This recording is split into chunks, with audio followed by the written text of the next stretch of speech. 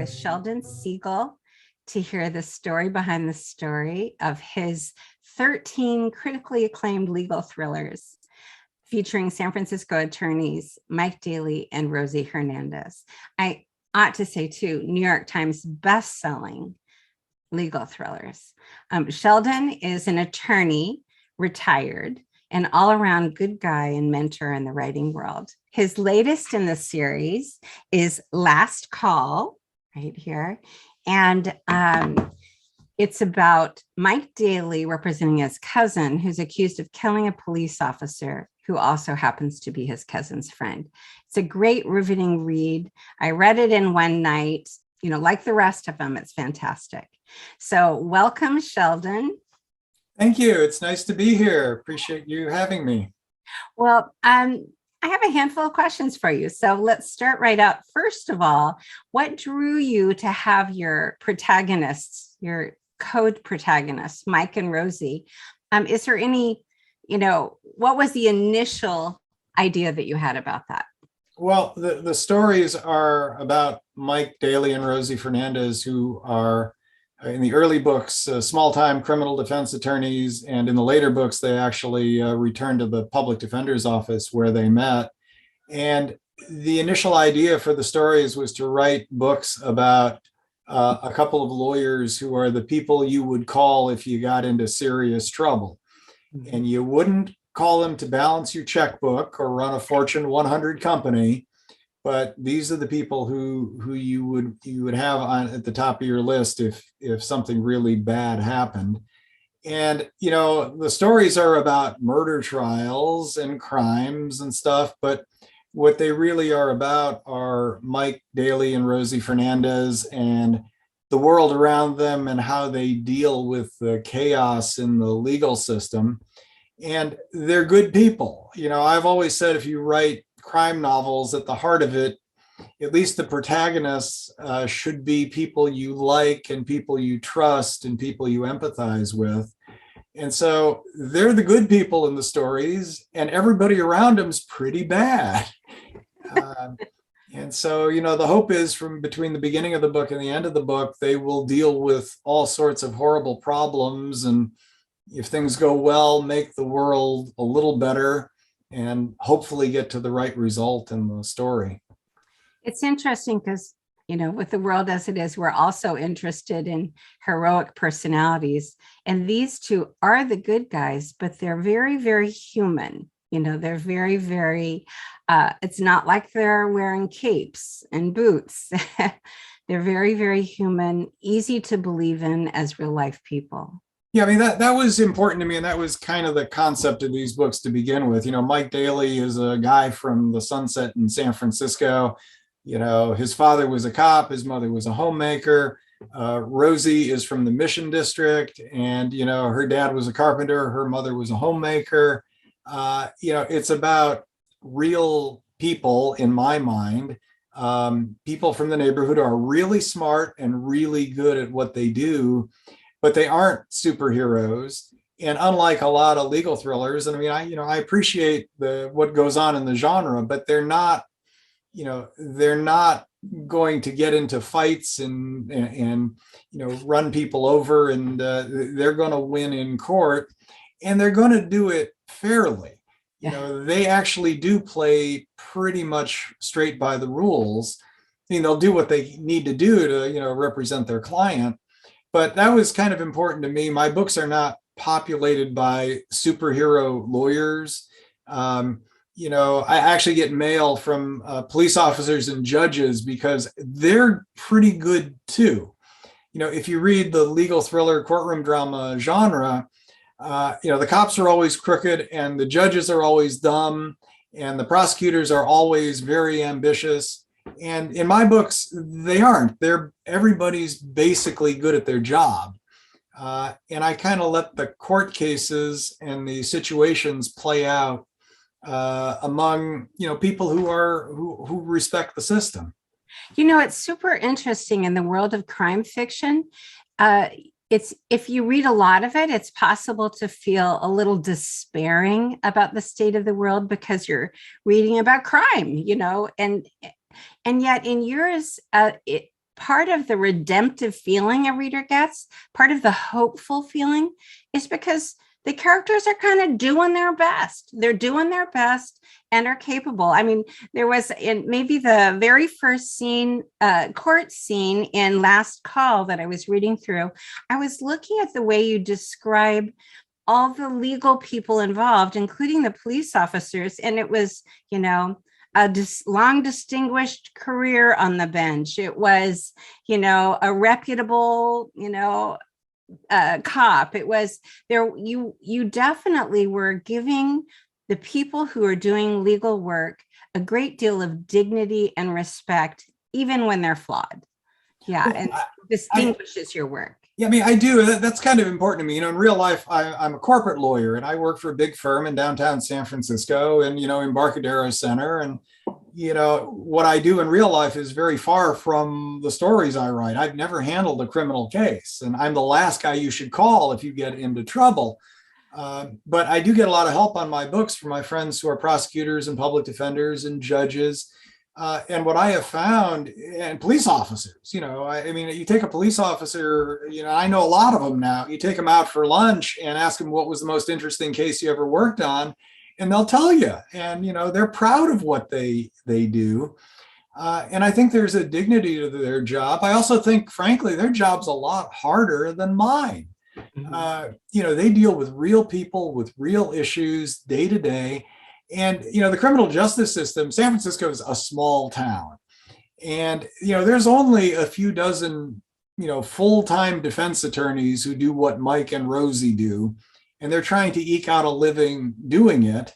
And yes, there's a lot of crime, but, the people who commit the crimes often don't have enough money to pay their lawyers. So I try to respect the system because most people working in it are doing the best that they can.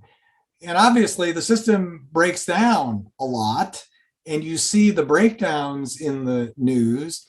But I've talked with my friends who are, police officers and judges and how they're dealing with COVID, and it's just unbearable. Yeah. They can't seat people at trials. They're doing all sorts of things remotely because it's dangerous to have everybody in court. And they're just trying to get to tomorrow until the pandemic ends. Yeah. And in fact, I was noting that I went back and was looking at the end of the Last Call, and I was thinking how, well, first, a little earlier in the book, you make reference to the changing DA's office and that the removal of money bail, right? Yep. So you're taking into account current changes in the actual DA's office in San Francisco and how it has ramifications that are interesting. And you don't, San Francisco right now about the DA's office is really in turmoil, and there's a lot of volatility and so on. But that's not the voice of your characters. You're not taking hard opinions about this or that. You're just saying, if there's no money bail, then this is one of the consequences. Someone like your Joey can't get out, right. So that was interesting. And then the other thing I was going to say at the very tail end of your novel is that you make reference to this virus that's going around in China. And I was wondering, because of that, how much you are, because of both the legal community in San Francisco and with the pandemic, how much of that is going to shape your upcoming volumes? Well, it's a good question. I wrote this whole book hoping I wouldn't have to deal with COVID ever. I was hoping it was going to go away. So this book is set right before COVID happened. And there is a reference at the end of the fact that there are, as you mentioned, there's this virus coming out of China. And the next book, I think I kind of have to do this now. It will be set in the COVID era. Yeah. It won't be a COVID story per se. It's a murder trial. My contracts with my publishers used to say I could write anything I wanted as long as it was a Mike Daly, Rosie Fernandez story involving a murder in San Francisco. So that's not going to change. But the dynamics of everything have been altered so much in the COVID era.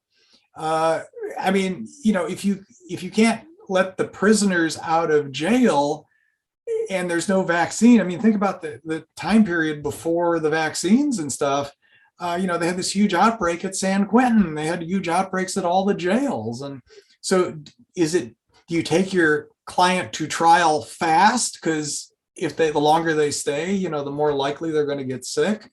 Again, it just creates this backdrop where there are a whole host of issues and unintended consequences. And my goal as a writer is to throw my characters into the middle of a mess and see how they deal with it.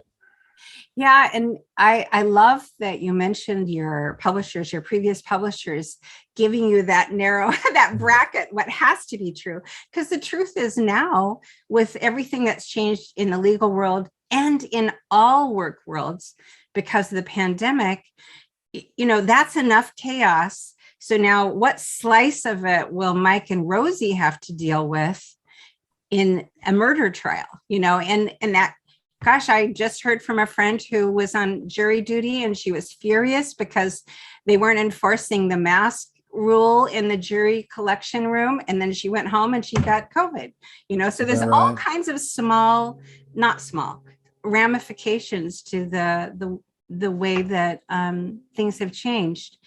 When you were saying your books are really kind of the story of Mike and Rosie, that seems very true to me, almost as if the murder trial keeps you turning the pages. It's that external plot.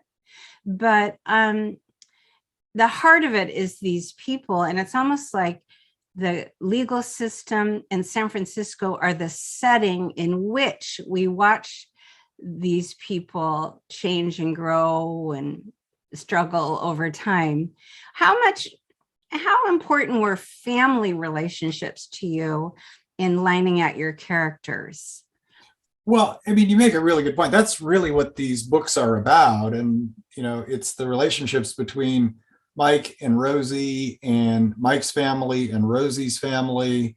I always thought, like the Godfather movies, they could have done away with all the violence. It was about family relationships and, what happens with the next generation. And I don't mean to suggest that my stuff is anywhere close to the brilliance of the Godfather movies, but, that's what I've been shooting for all these years. It's about the people in these stories. One of my friends says I've created a new genre, the legal thriller cozy. I think there's a lot of truth to that. The stuff that is most interesting to me, and I think the stuff that's most interesting to my readers is, what's going on with Mike and Rosie now. And what are they dealing with? And, I've moved them around a little bit. Mike worked at a big firm for a while, then they were together in a small firm, and now I've moved him back to the public defender's office, which in my mind is where they should have been all along, and I think they're in the right place now. But it is about the fact that, it's Mike and Rosie's relationship. They're very good at working together. They're not very good at living together. They deal with all their family issues, which are complicated. That's what people seem to want to talk about. I've always joked that if you read the first chapter and the last chapter of my books, you pretty much get the gist of what's going on in everybody's life. And if you want to read about a murder case, that's fine. You can read the rest of it. But it's changed over the years a bit too, because in the early books, my first editor in particular kept saying, you got to pump up the action and the tension and the suspense and the drama. And, you got to have car chases and you got to have people shooting at each other. And that was never the intent. I mean, for one thing, I'm a lawyer. Mike's a lawyer. If something bad happens, he's going to call the cops. He's not going to go chase somebody. And there's always this intent or this seeming desire in crime fiction to have some big action scene at the end, and have a big shootout and stuff. And, it doesn't work in these kinds of books. Mm-hmm. My books are marketed as legal thrillers, but they're courtroom dramas. But what they really are mystery novels. You know, there's a crime at the beginning. There's Mike and Pete and Rosie and the whole gang investigating it. And there's a trial or a courtroom component. And then the reveal comes at the end. That's mystery. That's right. And it's so almost unnatural the way that books like yours have to be categorized to fit someplace in a simple box that people can recognize what it is, because maybe people go to you reading that these are legal thrillers, but I have a feeling your most devoted fans stay and keep consuming your stories because of all this other stuff that isn't within that category of legal thriller.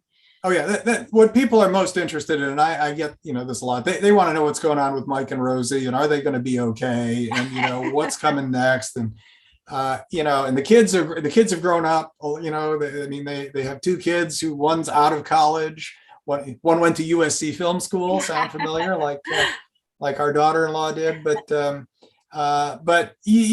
want to know that the family is going to be okay, and. I'm also drawn to when you mentioned about the kids growing up. I really do love this series for the way you let people age and change. That it's not I love the series that are frozen in time too. That's really fun. A detective who's perpetually 35. That works for me also. But I especially love that people are growing and changing over time. Yeah.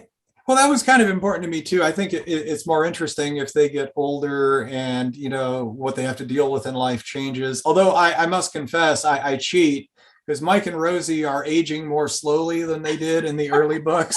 Yeah. In the early books, I think the first book, Mike was 45, Rosie was 42. And in this book, Mike's 58 and Rosie's 55. And they've been like 58 and 55 for 3 books now.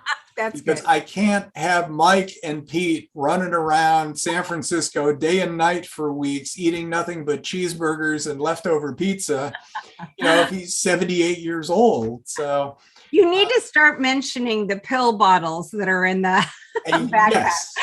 Yes. It's but the other thing, and my readers have noticed this, and I fully cop to this. Mike and Rosie's kids are getting older faster than Mike and Rosie. Grace is aged 20 years, Mike is aged 13. So I like it. Poetic license. Yeah. One of the things I wanted to tell you, another way to think about your series that I really love is that Andy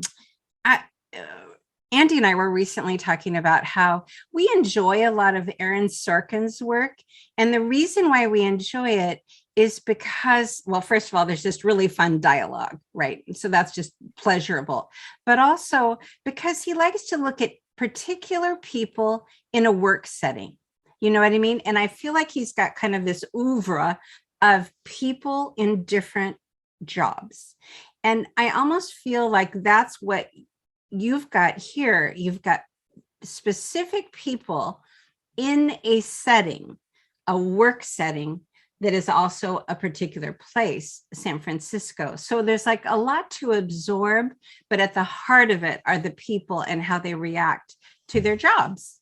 Well, I think that's absolutely true. And by the way, I think Sorkin's a genius. I just saw, what was it? The Ricardos, the ball. Yeah. That was really well done.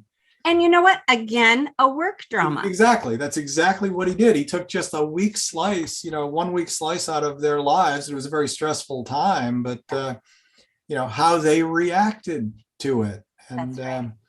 And it's interesting you should mention that because it kind of brings to mind when I'm developing characters. I once heard Elizabeth George say that if you're trying to develop characters, you ask 2 questions. One is what drives them? What is their primary motivator? And, someone like Lucille Ball, she was very ambitious and wanted desperately to be successful. And how do they react? The second question is, how do they react to stress? And, she was very nervous about it, but she didn't panic, And when I'm developing characters, I've always kept that in mind.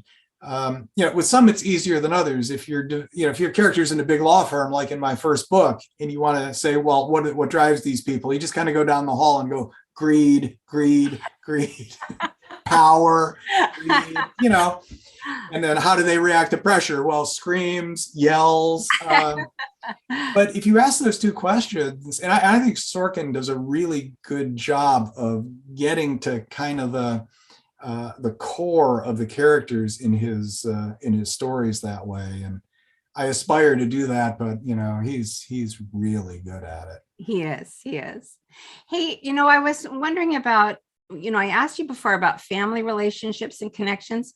Another thing that I'm noticing is you use family and also work connections to create a San Francisco world that people who don't have your experience, it would be new to them. Like when you introduce a character, we find out they were a lineman for, I don't know, SI, high school or something like that. You're always establishing their San Francisco bona fides. What neighborhoods were they from? What schools did they go to? Did they leave San Francisco to go to college? What happened to their father or their grandfather? And it makes it not just about the character, it makes it about the city in a very particular way. Well, yeah, the city, what I'm hoping to do is create, is to make the city a character in the story more than a backdrop. The inspiration for that was Armistead Maupin's Tales of the City, because nobody did it better than he did back in the 70s and 80s. But this book in particular, this is a book for all the people from the neighborhoods. I actually gotten a lot of mail about Last Call because it's not about places the tourists go. Right. And, it's about where all the cops and the firefighters and the bus drivers and the PG&E people all lived. And I've gotten mail from people like in New York saying, hey, this is kind of like Queens. Or, this is the neighborhood on the, Chicago's southwest side where I grew up. This is where the real people live. And I want to populate my book with people, they can relate to.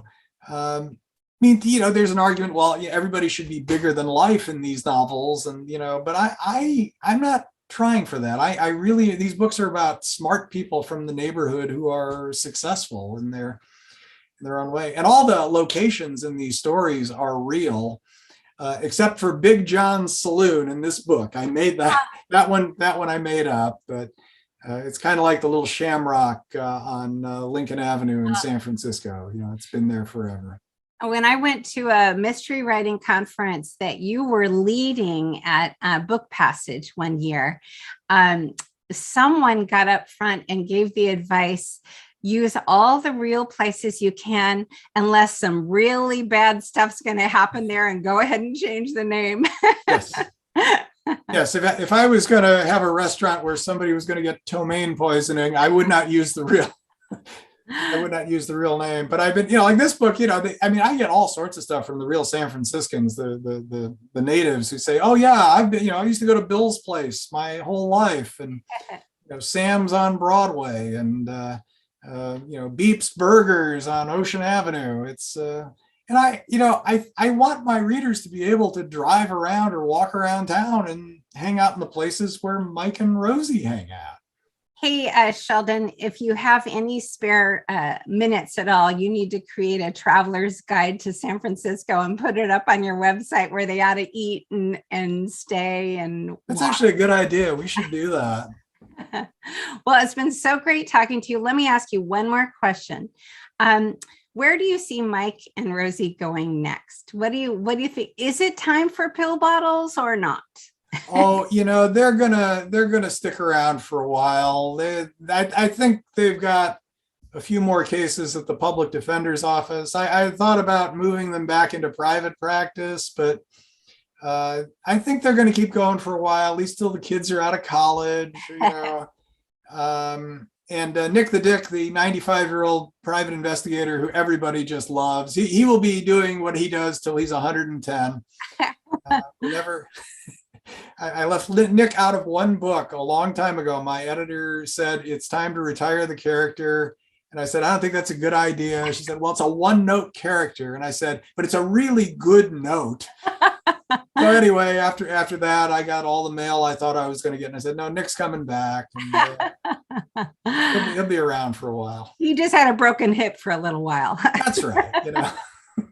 Well, thanks again, Sheldon. Everybody needs to read Last Call. Let's see if I can bring it up again. Here we go.